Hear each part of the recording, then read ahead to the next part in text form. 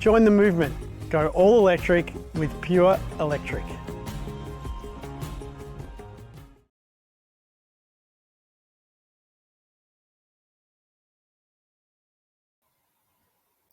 Hi, thanks for joining me to talk about this lovely heritage listed house built in 1915 and how it has been restored and retrofitted with sustainable features. But before we begin, I'd like to acknowledge the traditional owners of country and their continuing connection to land, waters and community, and to pay my respects to the people, the cultures and the elders past and present. Adding insulation to the walls of a built house can be problematic.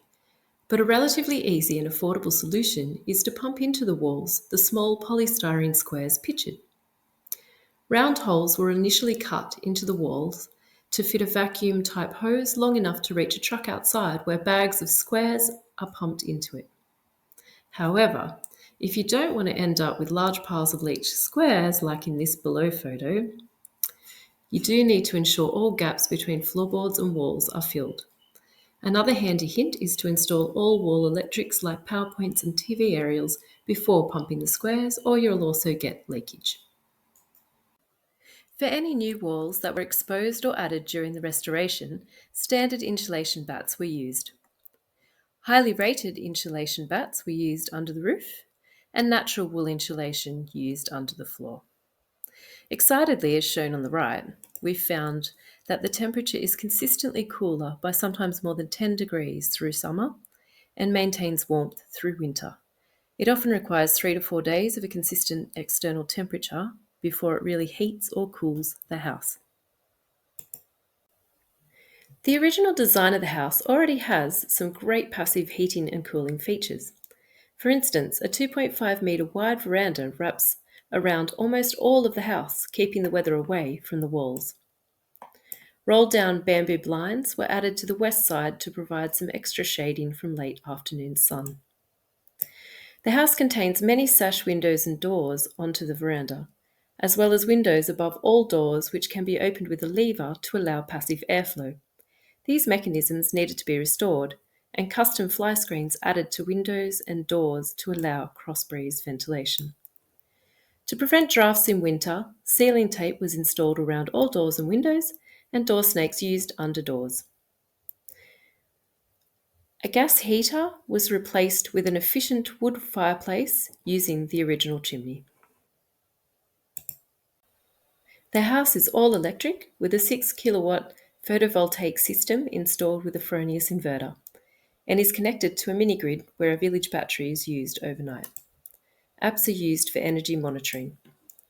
Due to the heritage listing of the house, solar panels were only able to be installed on the north and west facing veranda roof, where they could not be overly seen from the road. Due to the renewable energy setup, a guilt-free, split-system ducted air conditioning was installed with multiple zones for efficient use.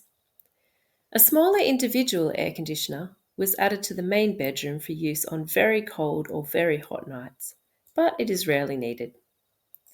Ceiling fans were installed in every room and 2 on the veranda.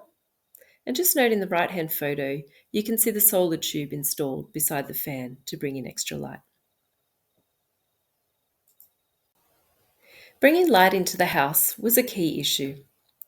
A solar tube was effective in bringing a lot of light into this originally very dark room, as was shifting an existing skylight, then lining it up with the wall window you can see on the right-hand wall in this photo.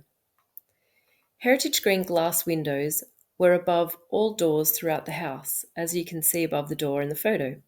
However, all these were painted over and needed to be stripped to allow light penetration.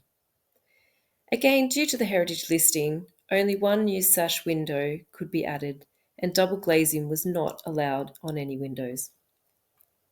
Almost all appliances and furnishings throughout the house are second-hand, and as you can see here, there are some beautiful pieces of furniture out there that are more sustainable and will likely last longer than new furniture. The induction stove, sink, and in fact, almost the entire kitchen here is second-hand.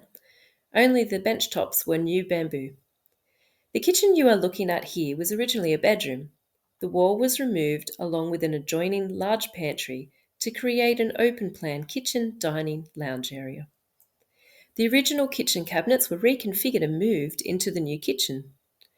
They were then given a modern look by adding plywood to give them a shaker-style appearance, as you can see in the black outline photo, before painting. Later, a range hood and additional new cabinets were added, and the style and colour matched to seamlessly blend the old with the new. Old carpet and black floor paint was removed, revealing beautiful timber floorboards underneath. The veranda was in very bad shape, so it was entirely redone using Forest Stewardship certified spotted gum planks with natural oil finish. A renovation, likely in the 1950s, unfortunately cladded the external walls of the house in fibro, which contains white asbestos, which, due to its bonded state, is its most benign form, but still a problem. Fibro was removed where major work was required to remove a laundry to reinstate the original veranda footprint. For the remainder, cement sheeting was used to cover and contain the fibro cladding, as shown here. The house is a wooden house in a bushfire risk area. So a fire-resistant mesh skirt was installed around the entire house along the edge of the veranda to prevent embers from being able to travel under the house. You can see it in the photo on the right, along with a stone perimeter to keep vegetation away from the house. Hoses that reach around the entire house were installed, along with a dual fire hydrant at the property entrance. The entire garden was landscaped to remove the impacts of lead paint and to create habitat and edible gardens. 2 ponds connected by an efficient pump and a small rock floor for aeration is home to native fish and many species of frogs. A diverse array of native and non-native plantings attract wildlife and provide colourful flower arrangements. Raised garden beds were created for growing veggies, herbs were planted along footpaths, and fruit trees grown. Permaculture principles were used, including composting all household and green waste on site as much as possible.